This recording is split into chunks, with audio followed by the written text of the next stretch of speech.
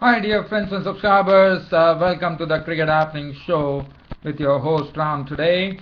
And well, we are going to look at the match which happened between New Zealand and Sri Lanka. And as you know, New Zealand had a real dismal record against Sri Lanka, where they have never won against Sri Lanka for probably the last time that actually New Zealand won against Sri Lanka, if one could recollect, was way back in 2009. So you could just imagine what was the stranglehold Sri Lanka had over New Zealand as far as statistics go and history goes. But today, everything was over, but let me tell you, not without absolute drama. In fact, it looked like Sri Lanka are going to just establish, just maintain the stranglehold over New Zealand, where they are not going to allow them to wriggle out of anything. And again, it is going to be a Sri Lankan victory. But in the end, New Zealand, the last wicket pair of Tim Savvy and Mitchell McClenaghan, who got the winning run through a flick down the onside through the flick through the behind the wicket keeper, actually got the winning run. And let me tell you, this was a game which really had the flavor. It had the thrills, the chills and the spills. It didn't go to the last over. The only reason being Sri Lanka, when they batted first, they put up a very low score on the board of 138. But look at what Sri Lanka did to New Zealand, how they made them work for it. And they had to really struggle to even get to this low score of 138 with some very good bowling. There was nothing in the pitch. The sun was shining brightly.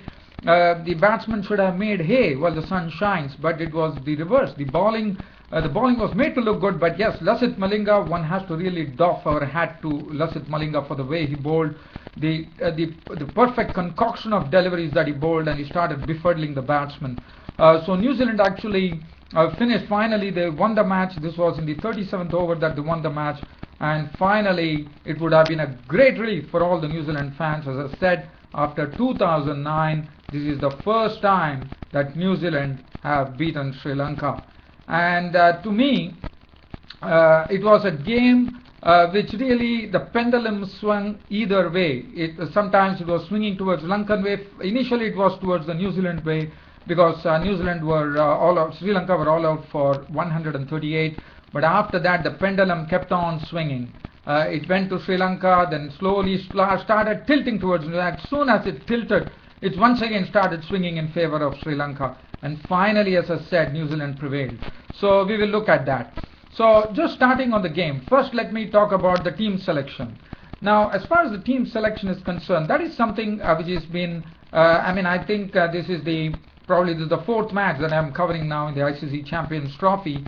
And team selection is something which according to me is pretty paramount. But let me tell you, in the context of the game, the way the match panned out, and finally New Zealand won by 1 wicket with 81 balls remaining, I would say it didn't really matter. But well, I would just like to tell all my dear friends and subscribers that Sri Lanka went into this game without their strike bowler Nuwan Kulashekara, and they included Chaminda Iranga, who definitely bowled well, no doubt about that. And then they decided to go with Rangana Herath. I thought that was still it was a decision of Joga, but probably one would have been tempted to actually go for Sachitra Senanaike along with Rangana Herath, I mean to say. But probably Sri Lanka decided that they will have an extra batsman in Lahiru Thirimani, and they decided to go for it. Well, one thing I would like to tell you, dear friends and subscribers, that during this ICC Champions Trophy, your host Ram has been doing a lot of tweeting. So you can always catch up with me. You can go to Ram574 is my ID there. You can go and watch me. I'm not pretty consistent with my tweeting, but I do tweet on the ICC Champions Trophy 2013 on every match that I'm watching here. This is just only for my dear friends and subscribers who are very loyal to this cricket show of mine. Thank you, dear fans, friends and subscribers, once again. So just talking about this match, it was the toss was won by Sri Lanka, and Sri Lanka decided to bat first, which was a very good decision because the conditions were absolutely ideal. But what a start New Zealand had here, with the first ball being delivered it was Kyle Mills who was bowling the first ball of the match, and the first ball netted a wicket. What a catch! I mean, Kushal Pereira got a ball which he tried to hit it, and he tried to put it through the slips. And what a catch Brendan McCullum took. Absolute blinder there. He went like a goalkeeper, dived full length and plugged it in thin air. That was a wonderful catch, and what a start. What other start you could expect from New Zealand? It was a tremendous start to the innings as Sri Lanka lost Kushal Pereira, their very swashbuckling opener, caught of the first ball of the match. It was caught by Brendan McCullum of the bowling of Mills for a duck. So that made the score 0-1. After that, it was pretty tough going for Sri Lanka with Mitchell McCann, the left-arm seamer bowling beautifully. He was really keeping a good line. He is a person who actually moves the ball out, gets the ball to jag in, and he was doing that perfectly. Dilshan was slowly getting over it, and slowly Sri Lanka were trying to, I would say, just trying to steady things. But as they were steadying, and Dilshan actually hit some boundaries of McClanahan, that was the time McClanahan struck. When this was the time. So from this time onwards, again the Sri Lankan innings from 0-1 they became 27-2. When Mitchell McClanahan had a ball to Dilshan, and Dilshan trying to flick it, was clean bowl for 20 of 18 balls with 3 fours. So that was wicket number 2 at 27. The next to go was Mahela Jayawardene, an experienced two veterans facing against each other. In fact, Vettori coming into the match, as you know, the last time that Vettori bowled, it was in the 2011 World Cup, and what a coincidence. His last wicket that he took was of the Sri Lankan captain Mahela Jayawardene, who was the captain of the Sri Lankan team in the 2011 World Cup.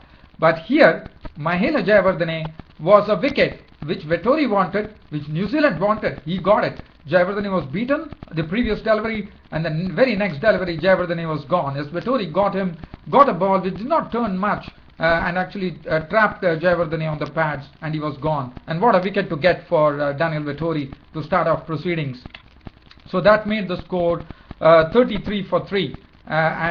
Probably I might have to rush my broadcast here. So 33-3 to Jayawardene. So Jayawardene was gone. So that made it 33-3 in the 8th over. Dinesh Chandimal didn't trouble the scorers at all. Tried to drive Mills, got an edge. Donchi behind the stumps did the rest. He was gone. 34-4 in the 9th over.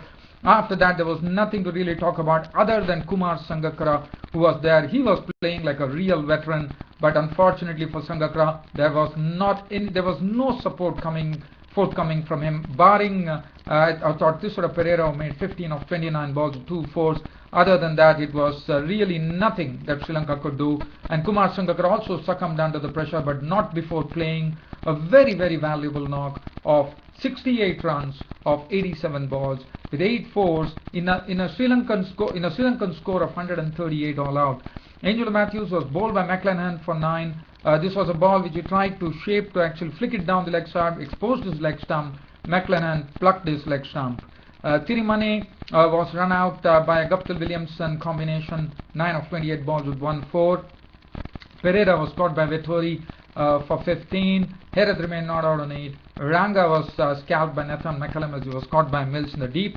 But it was a very bad shot according to me by Shaminda Ranga, because considering the circumstances, it was very essential for Sri Lanka to go the whole hog and play the 50 overs.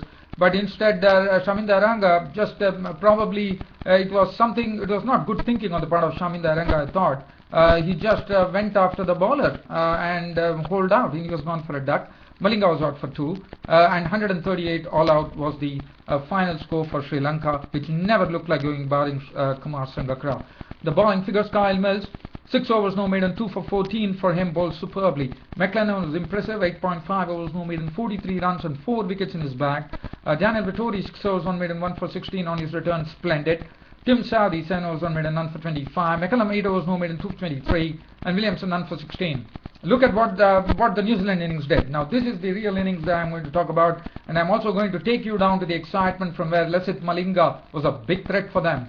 So New Zealand started off Martin Guptill and Luke Ronchi, and in fact Sri Lanka tasted early success as Luke Ronchi. In fact, they had 25 minutes before the break because of the innings getting over pretty quickly for Sri Lanka.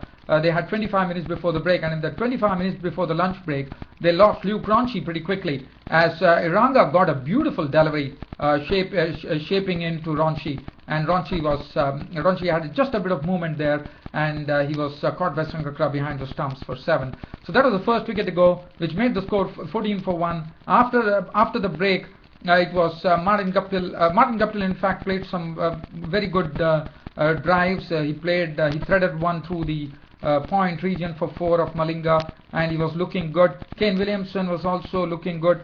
And once they came after the break, things started happening for Sri Lanka. Because what happened was the first wicket to go was Kane Williamson. What a delivery. In fact, the partnership was going on very well.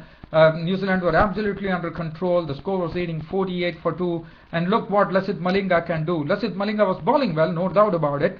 But as I said, he has good change of pace, and that's what he precisely did. He delivered a ball which was a slower delivery, but a slower delivery which was right on the stumps. And Luke Ronchi probably thought that, it is going to, it was dipping on him. And Luke Ronchi decided to probably duck, and then by the time it ducked, it's all over. The ball had went on, hit the stumps. So that's what Lasith Malinga is capable of. And Luke, and Luke Ronchi was, I'm sorry about it. In fact, it was Lasith Malinga, the excitement, I'm saying something like that, I'm sorry. So Lasith Malinga actually picked up Kane Williamson's wicket. It was LBW ball Malinga. He actually hit him on the pads, not on the stumps. And he was gone 16 of 22 balls, which made the score 48 for 2. Ross Taylor was scalped by Rangana Herath. Rangana Herath had him LBW as Taylor actually on a forward defense was beaten. He was gone for a duck. And after that, Martin Guptill, who was looking very good. What a delivery, what a catch from Mahela Jayawardene. As Martin Guptill was actually tried to slash a ball outside the off stump from Iranga, and Mahela Jayawardene took a really beautiful catch. And that was the time that Sri Lanka would have sensed that they are in this game, because what they did is that they reduced New Zealand to 49 for 4 at that stage, with Guptill gone to the pavilion.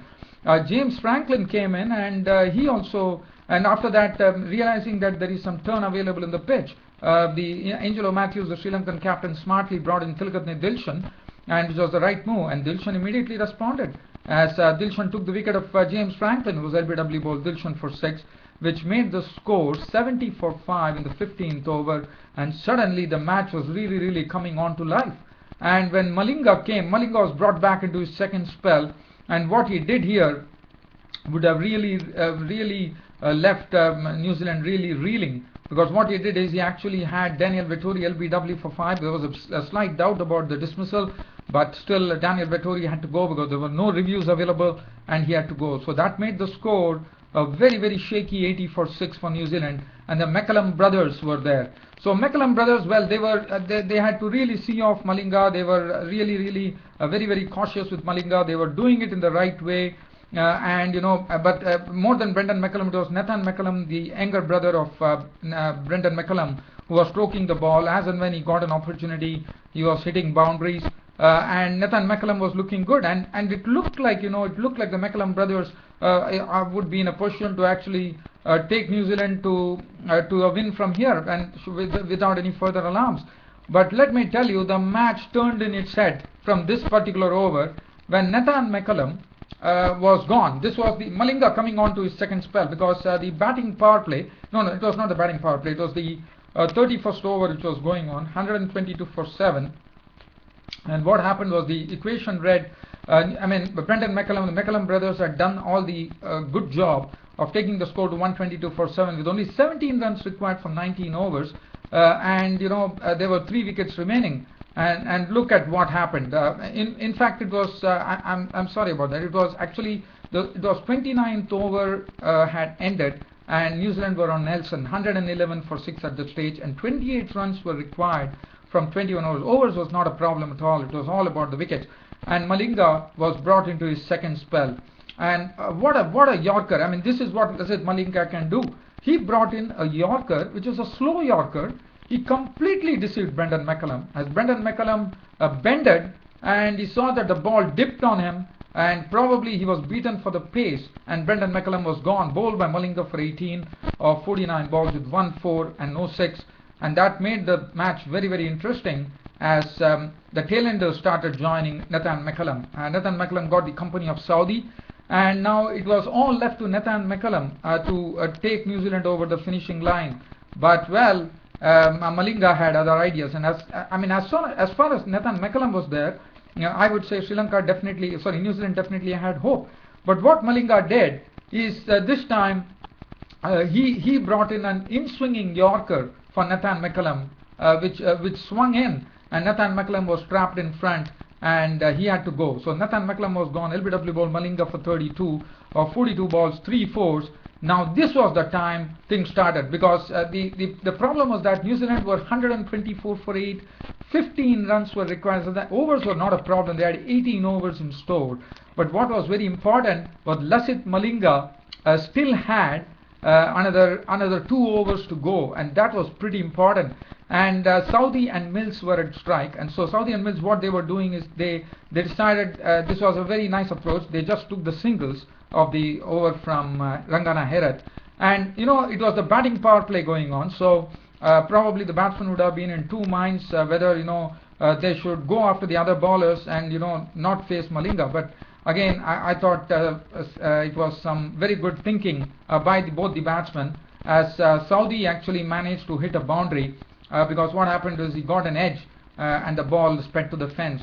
So that was in the 34th over, so that made things a bit good, and Malinga bowled his 9th over. So Malinga still had 1 over to go, and that was something that would have been on the back of the minds of the New Zealanders. And then Shaminda Aranga was given the ball, and what Shaminda Aranga did is he didn't take a wicket, but in that particular over, when New Zealand required 7 runs, 7 runs were required when the 35th over was being bowled, Kyle Mills was run out in a very, very strange way. What happened was Saudi actually dug out a Yorker, the ball went to mid-on, Sisra Pereira picked up the ball, aimed at the non-strikers and missed the stumps, and the ball rolled on to the striker's end and struck the stumps. And to see that Kyle Mills was got off ground, what a dismissal there, and Kyle Mills couldn't believe it. He was gone, run out for 3, and that once again, as I said, the match started swinging to Sri Lanka's way. And the other thing was that the other danger was that Lasith Malinga still had 1 more over to go. But thank God for New Zealand. What Saudi did is Saudi managed to play out the over and survive against Malinga. So that left New Zealand with just 4 runs required from the over which was bowled. And well, the first ball, which was 4 runs were required, the number 10 and 11 were at the crease with Tim Saudi and McLennan at the crease. McLennan's the first ball that he faced from Dilshan went outside the off stump. He didn't play at it. The second ball that was bowled was on the leg stump. He put it to square leg and went for a single. And then Saudi bowled the third delivery, went for 1 run, and finally one was thinking whether it is going to be 1 run which is going to be taken by New Zealand, which will end in a tie, or whether it is going to be 2 runs which will end in a win for New Zealand, or is it going to be a super over because it is going to be a tie.